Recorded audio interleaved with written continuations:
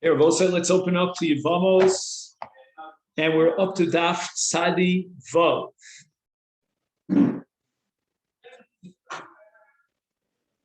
David, you have it there, Tzadi Vav? Now, the trouble with art school is that there are many pages called Tzadi Vav. So my guess is that it'll either be page number 2 on Tzadi Vav Amud Aleph or page number 3. And we're looking at the Gemara here, which is, I would say, halfway down the Amud, or maybe 2/3 of the way down the Amud. And it starts with the words Atu Kulo, etc. Okay.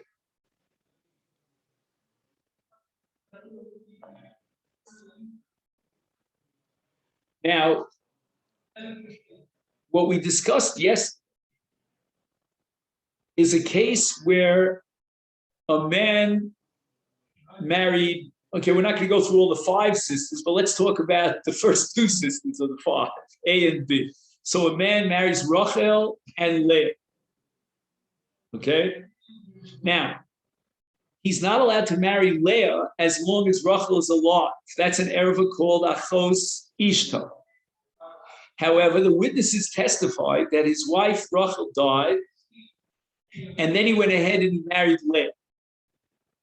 Now, in 99 out of 100 cases, the Eidim, the witnesses were reliable, and Rachel died, and therefore the marriage to Leah is a valid marriage. If Reuven dies without children, his wife Leah will fall to Yibum, to his surviving brothers. But we're talking about a case where, let's say, the Eidim made a mistake, and in such a case, lo and behold, Rachel is alive and well. Here she is. She comes back on 2 feet. And now we know that the marriage relationship between Reuven and Leah was not valid because Ein Kiddushin Tovsim B'chai V'Krisis. So we invalidate the marriage to his wife's sister.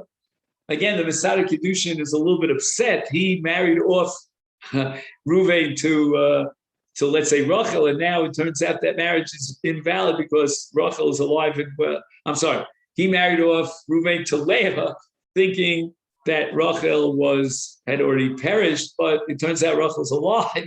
Okay, but that's the law. But in a case where Rachel really died, and the Eidim are totally reliable, there was no mistake in their testimony, now the situation is such that his marriage to Leah is valid. And therefore, when he dies, Reuven, Leah will fall to Yibum, to Shimon, to Reuven's brother. That's what we got so far. Okay.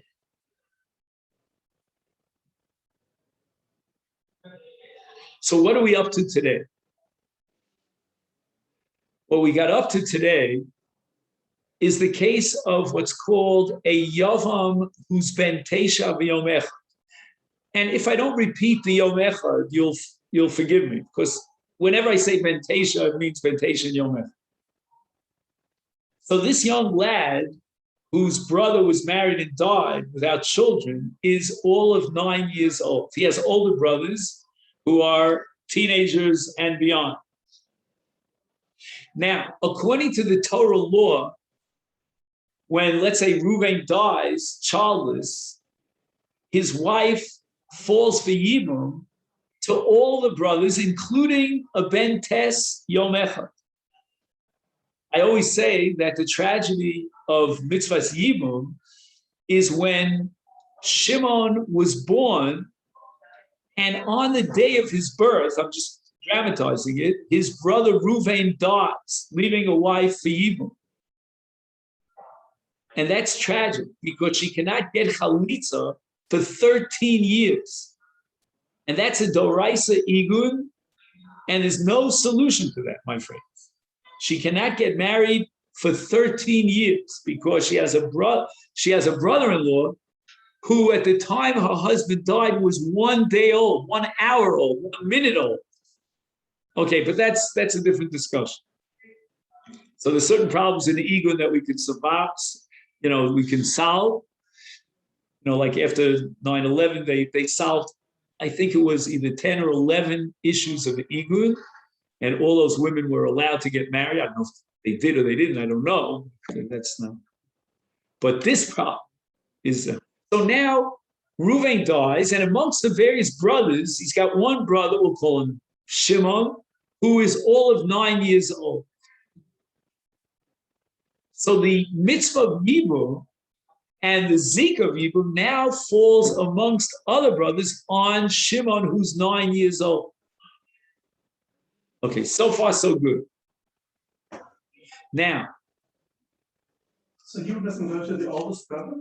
To be done by the oldest brother? Not necessarily. I mean, there is a din of kedima in the mitzvah, but any one of the brothers could be miyabim or give a chalitza. Now, after the Yibum of one of the brothers, she becomes asura, this Yevamot, to all the other brothers, which means that even if he dies or he divorces her, they cannot marry him. And the same law applies if he gave her chalitza. If one of the various brothers gave her chalitza, she now is completely prohibited on all the other brothers. And that's called Eishes Ach. Okay, she was married to a brother, and that's an erev. Now, what happens in the following two cases? Case number one, this 9-year-old boy went ahead and he was miyabem this Yevamah, the wife of his late brother Reuven. So Shimon is now miyabem Eishes Reuven. And the Pella, if you look at it from an outside perspective, is that Yibum is valid. Why? Because once a young boy becomes 9 years old, hard to believe, his bia is considered bia. He's a bar achi of bia. Before 9, it's not considered bia at all. That's why if you ever learn the laws of Yichud, you'll be flabbergasted to find out that a girl is not allowed to be alone in a private room with a 9-year-old boy who's not her brother. 9 years old. In the case of a girl, and this will be relevant to the Parsha of Rivka that we're going to read soon, if she's 3 years old, she's already considered in the Parsha of Bia. Which would mean that if a father marries off his daughter at the age of 3, Reuven and Shimon would have a bia with her. He's chayav for bia seishasi because she's already 3 years old. Anyway, so now we have the first case in which Shimon, who's 9 years old, was miyabem Eishes Reuven. In other words, he had bia with her. In that case, he passes her for all the other brothers. When I say passes, I mean she's asura midin Eishes Ach to all the other brothers. Now we have another scenario, which is called Maimar. Maimar means Hareat Mekudeshes. In this case, the young boy who's 9 years old did a Maimar with Eishes Reuven, with the Yevamah. And he said Hareat Mekudeshes. Now on a Doraisa level, the only way to make Yibum happen is through Bia. But the Rabbanan validated Maimar. And in the case of a 9-year-old, that's a little bit of a surprise to us that his Maimar could be meaningful because he doesn't have das. He made of a Maisa Bia, but now we're talking about Hareat Mekudeshes B'Tapasu with a Kesef or Shtar.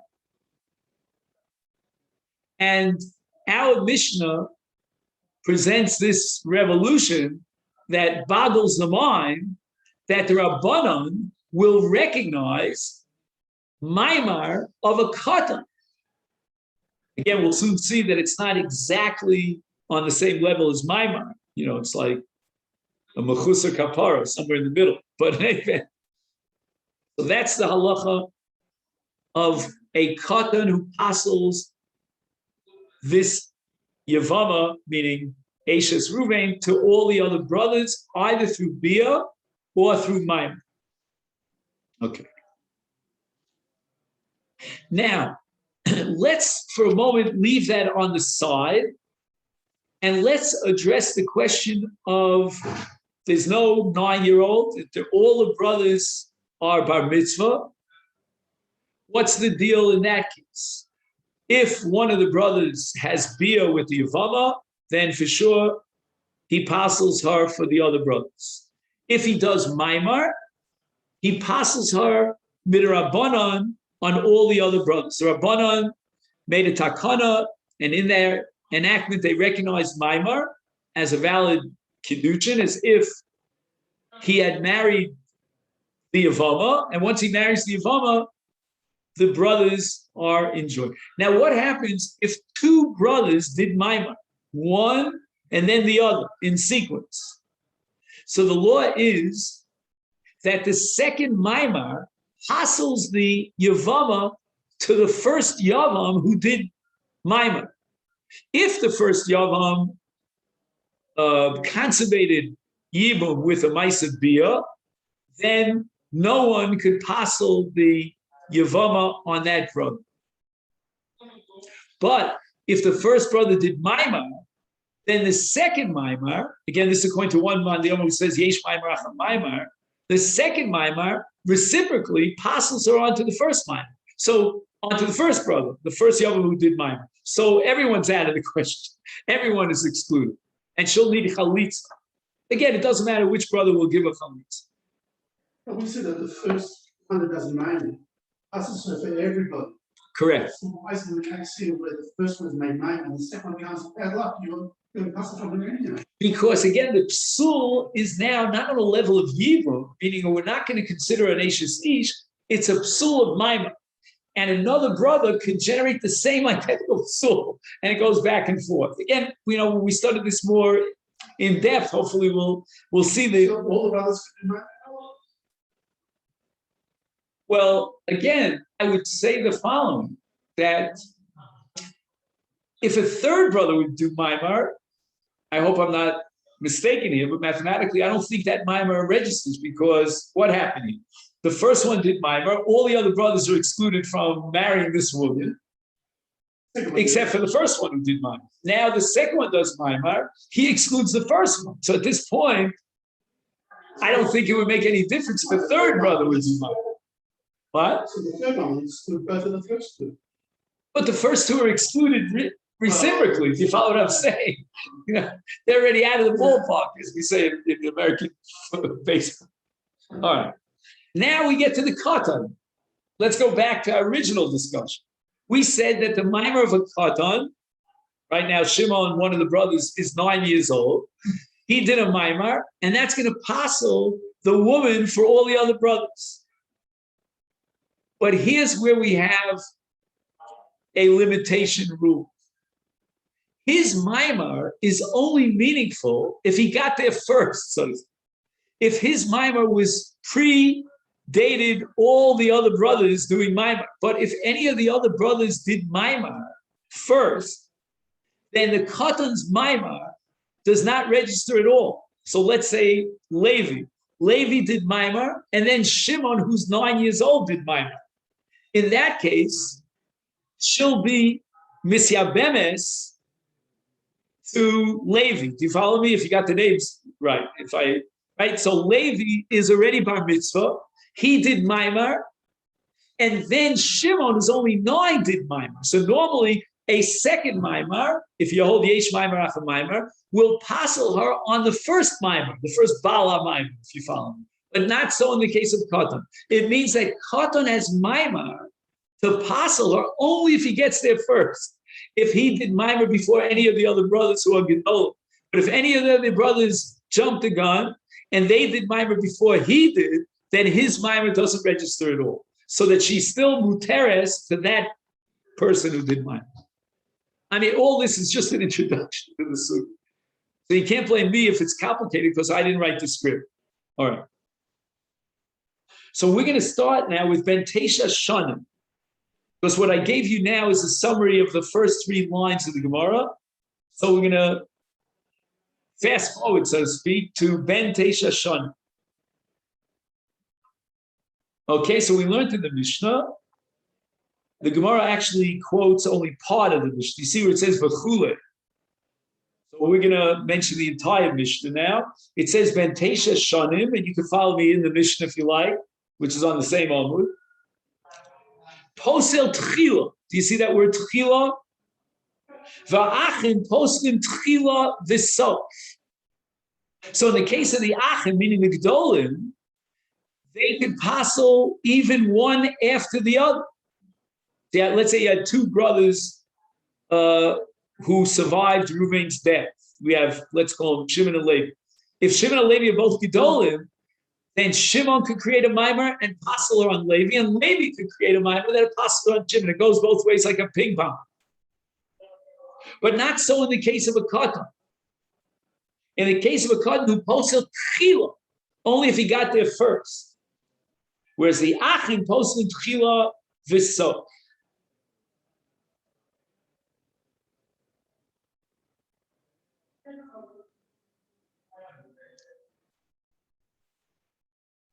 Now,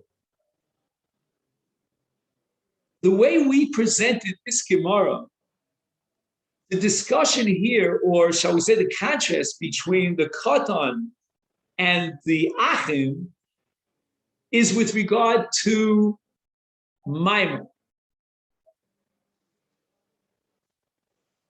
However, and John, you have the Masifta. If you take a look at the Masifta, he writes that Ka'es always introduces the Havamin of the Gemara,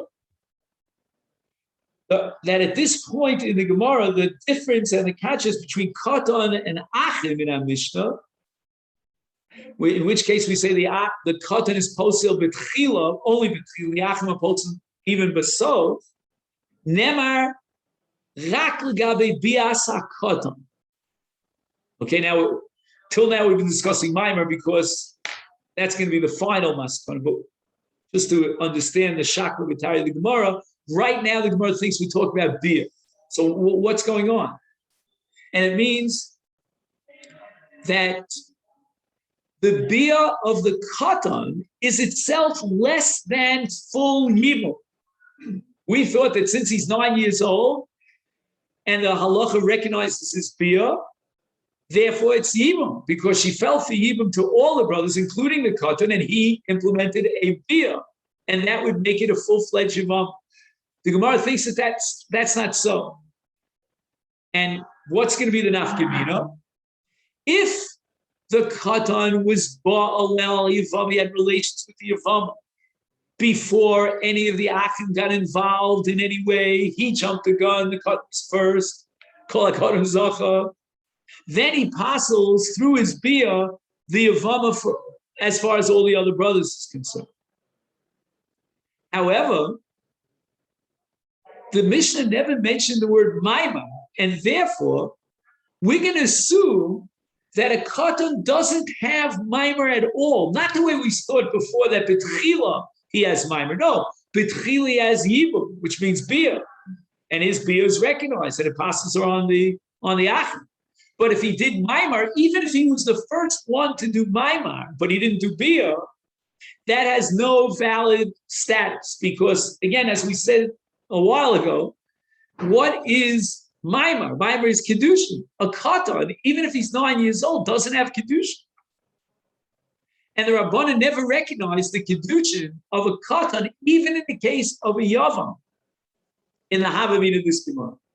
So the Gemara asks, Ventesha Shonav Yom Echad, Chila Pasil, Bisoflo Pasil, but Tani Rabbi Zvid, Bar Rav Oshia, Ha'osa Maimer B'Yavimto, the Achakach Ba Achiv, Shehu Ventesha Shonav Yom Echad Oleha, Sola.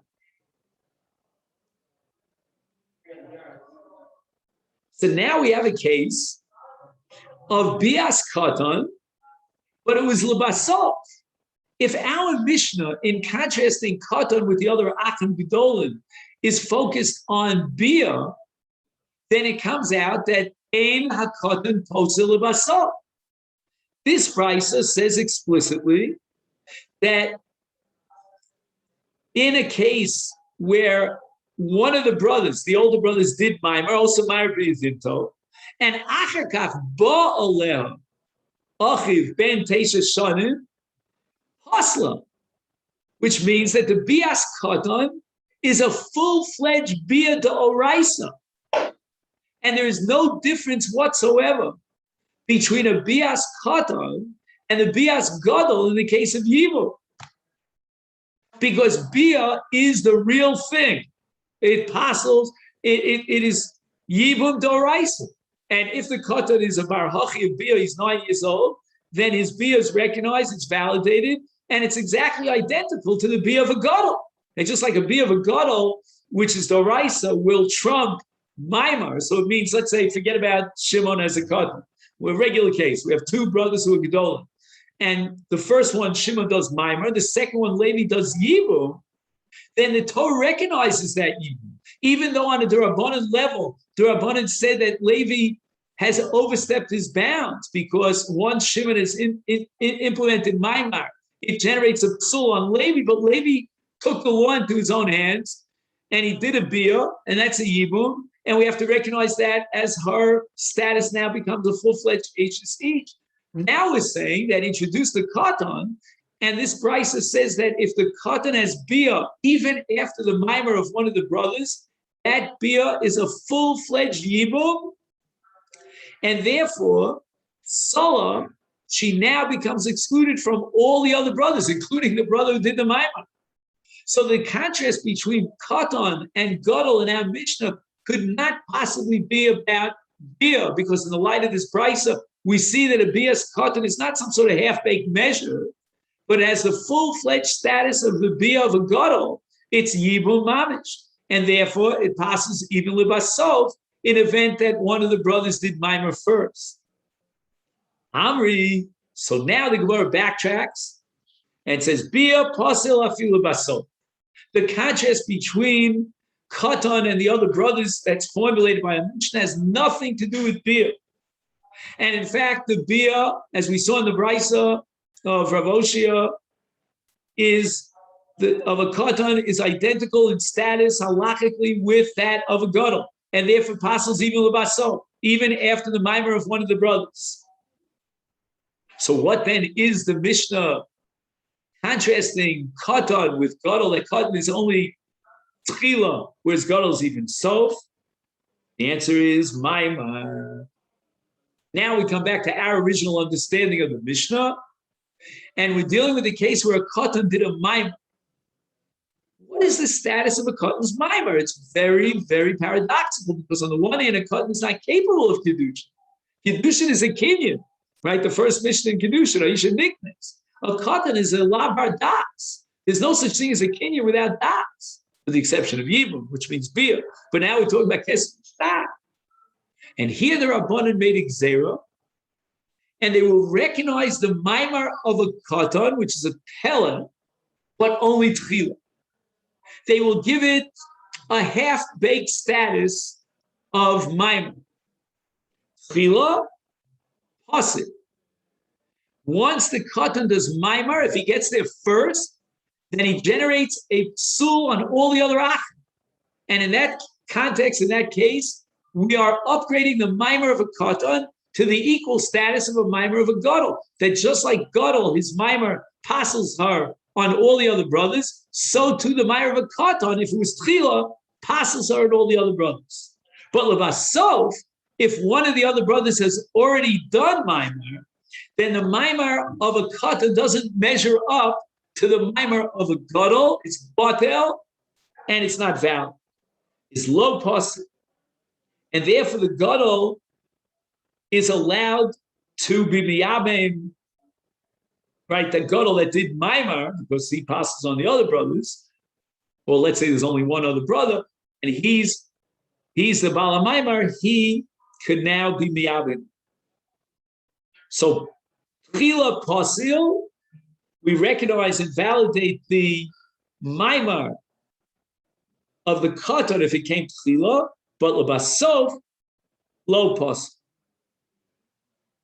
So even though Yesh Maimar Acha Maimar, in the case of two Gedolim, so when Ruvain does Maimar, and then Shimon does Maimar, Shimon's Maimar is equally effective as Reuven's Maimer, and Kedima here doesn't play a role because we're going to equate Shimon's Maimer with that of Reuven. It's not a big shot just because he did Maimer first.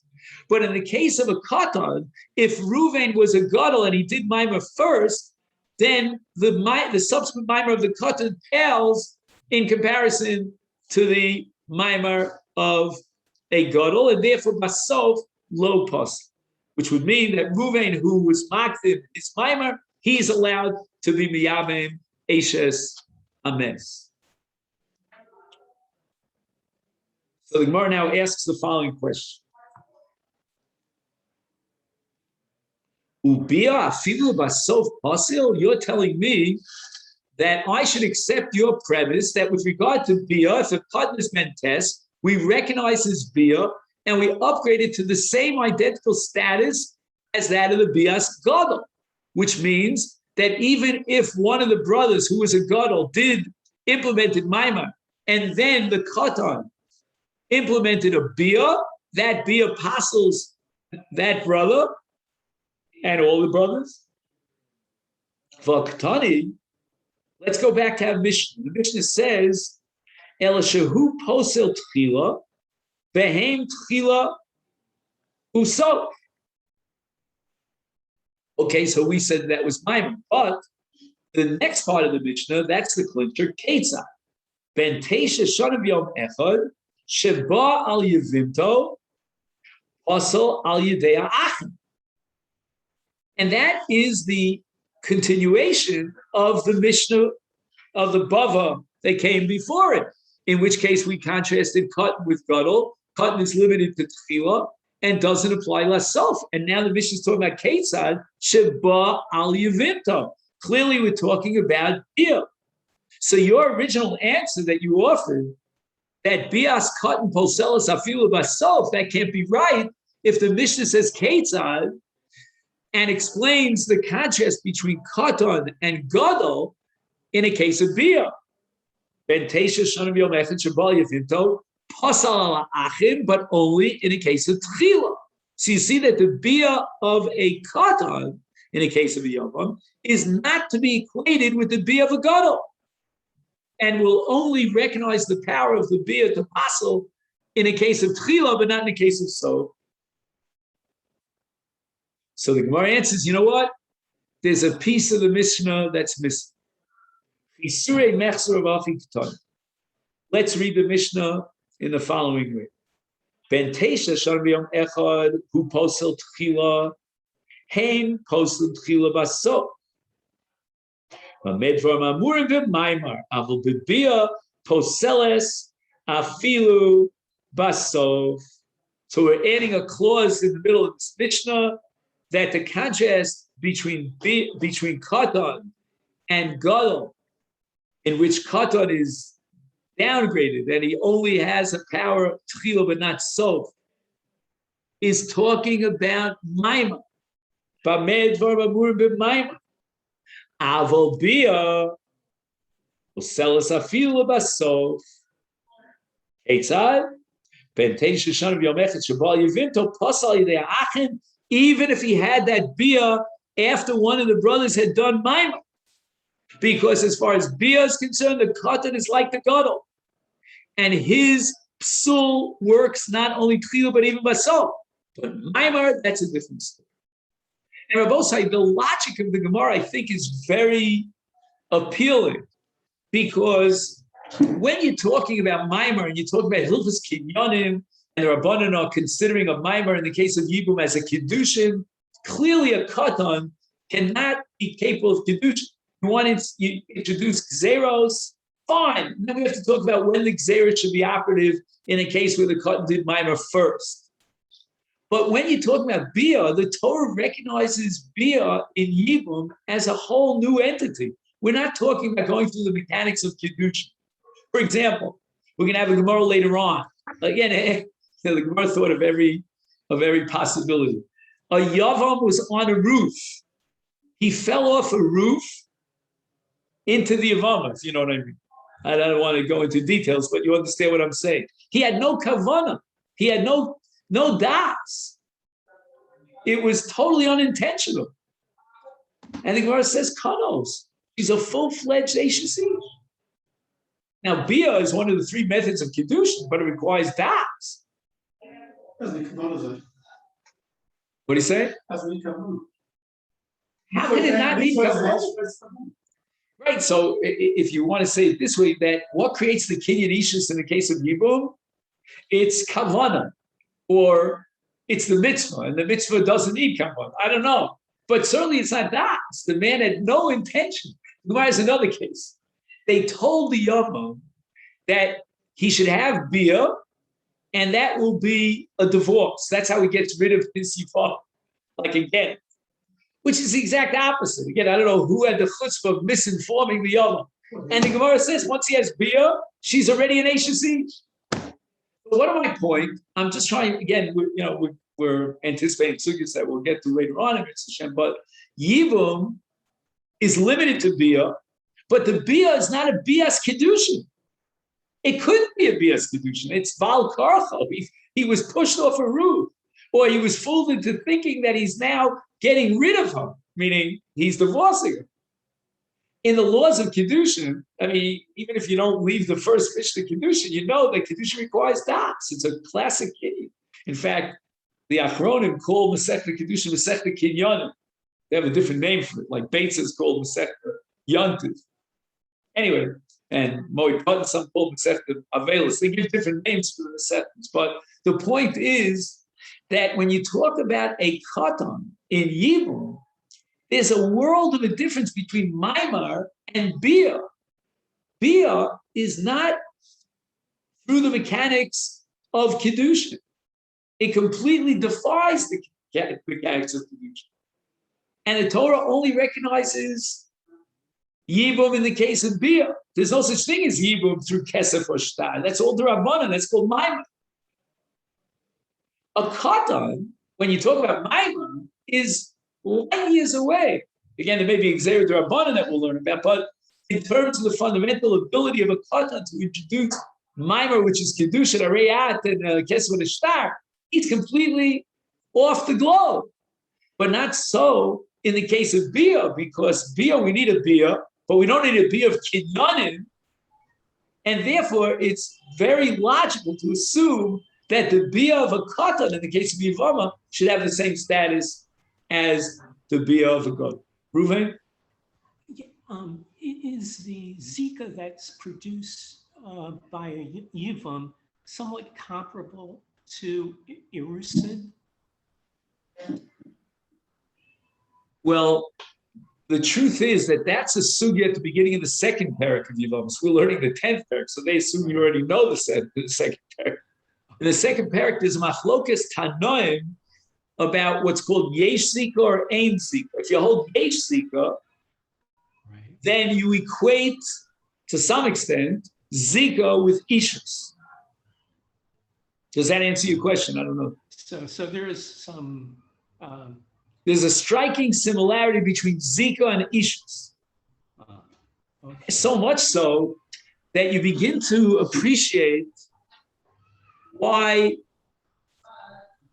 a Yavam is not allowed to marry neither the mother of the Yavama nor the sister of the Yavama. Why not?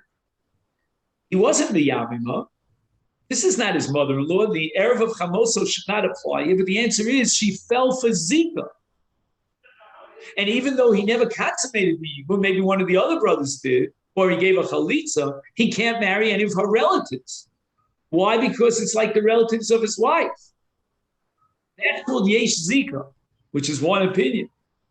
Right. So I'm just getting at, because there is a Zika, maybe that, is that the reason why this the Bia by the Yavama works? Correct. Absolutely. Absolutely. You don't need a full-fledged Kinyan because she's already almost married to the Yavam. Right. So to speak. Again, I'm using Balabatisha terminology without being precise, but there's already a mixas ichus. We're well on the way to a full-fledged marriage relationship. And that's why chalitza, by the way, is very similar to get. This Yavama can no longer marry a Kohen. Even though she never got divorced, but she had chalitza. Why? Because chalitza is to yibum, to zika, Right. but get is to full-fledged ishus. It breaks up that quasi-ishus, which we call zika. I'll give you another example. Let's say, maybe this might be a little bit of a tangent, but it's a very important tangent, you know.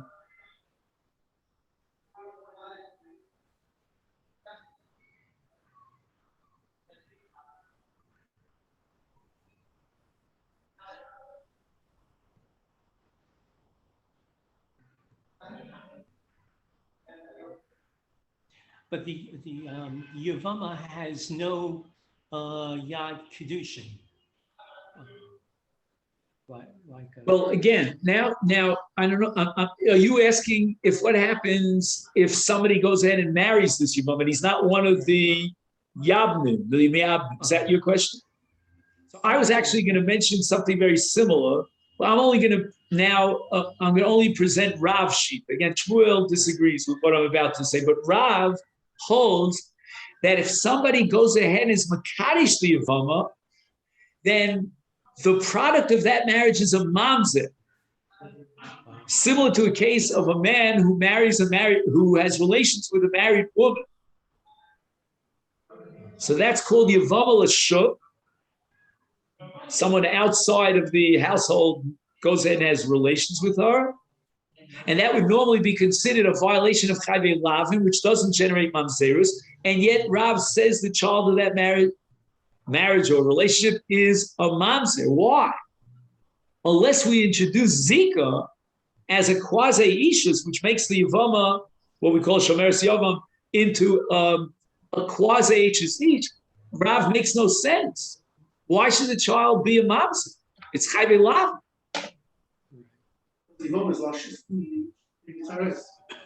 Correct. It's almost like she's muresas, which is called Zika. The Zika creates a marriage bond between her and the. Again, there's one man who says it depends how many brothers there are. If there's only one brother, then yes, Zika. If there are many brothers, then ain't Zika, because we don't know to hitch her up with any of the brothers. You follow? But good. I mean, but we're talking where there was no chalitza. What's the status of this woman without chalitza? And that's what I think Reuven is pushing here, and I think he's right.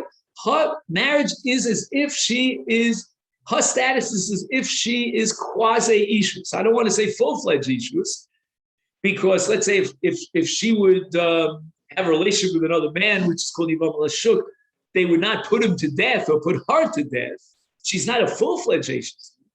But if you hold Yesh Zika, she's almost an Yesh Zika. Call it Erisin maybe, but again, it's a little bit less than Erisin, but it's almost like Erisin. Okay. So we have just a few more minutes before we want to wrap it up for today. And the Gemara says the following. Umi Islay Maimar Klal. Now you're telling me that the Maimar of a Katan is viable if it was Tchila, if he got there first before any of your brothers. I'm going to question that very premise. Does a Katan have Maimar? Al Yidei Achim, meaning that he could passel through his Maimar this Yavama to all the brothers. For Tanya, we learned in the Brayso, Mentation Shad Yom Echad, who posel b'davar echad. He has only one method. We'll see what that method is in a second. To passel her, the Yavama, for all the other Achim. Va'achim poslim al Yidei, va'achim poslim al Yodo bi arbad. Who posel al Yidei Achim b'bia? Look at that. He only has one method in which he can generate a psul on the Achim, and that's bia. Va'achim poslim al Yodo b'bia, the Maimar beget ubechalitza. If the Achim implement any of the above four, then they passel her on this katan, and for that matter on the other Achim, and that is either bia, Maimar, get, or chalitza. Now, chalitza I understand very well. Get. Get? Well, what's get? It is mandakar shvei. How does get fit into this whole picture? But in any event, before we get to that question, just let's get the thrust of what the Gemara is objecting to, what the Gemara is asking. It says that even after the bias katan, which generates a psul on the achim, but that's only bia. In the case of the achim, it's not limited to bia. They can passel on the other brothers, if any of the brother, in the case not just through bia, but also through maimar, get, or chalitza. And so let's talk about the katan, right? Let's say there's two brothers after Reuven dies. You have Shimon and Levi. Let's say that Shimon was a katan and Levi was a gadol.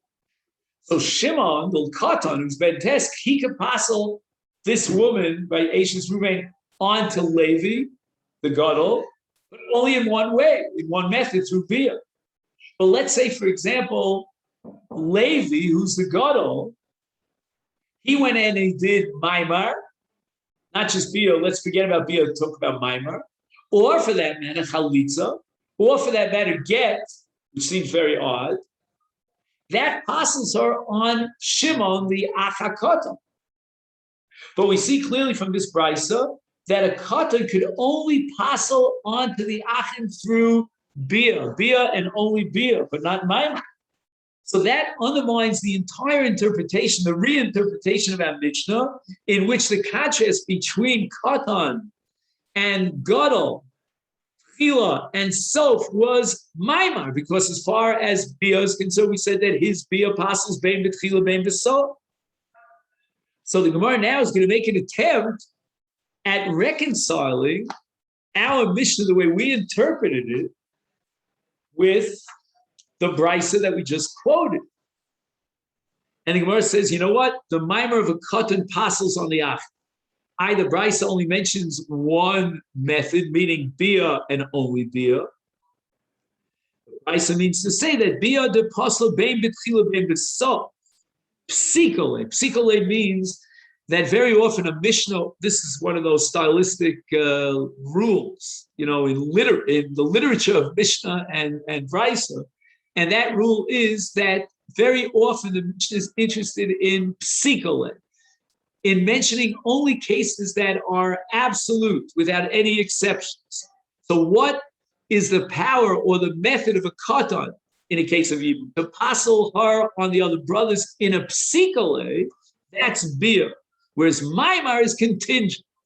Maimar may or may not passel her on the achim, and therefore betchila passel, besof lo passel, and that's called lo psikole. So very often we leave out from a Mishnah that which is lo psikole, because the Mishnah wants to simplify it and give you the case that works and operates in all situations. In Marnami, Rav Yehuda Shmuel, yesh lo get. Okay, now we're saying that a katan has a get. But again, that's going to only be betchila, keep in mind, because anything that goes beyond bia in the case of a katan, whether it's get, chalitza, or maimar, has to be by definition betchila. So he could passel her on the achim, even though he's only 9 years old, if he gets there first and he gives her a get. Again, what's the significance of the get? We have to come back to that mitzvah tomorrow. But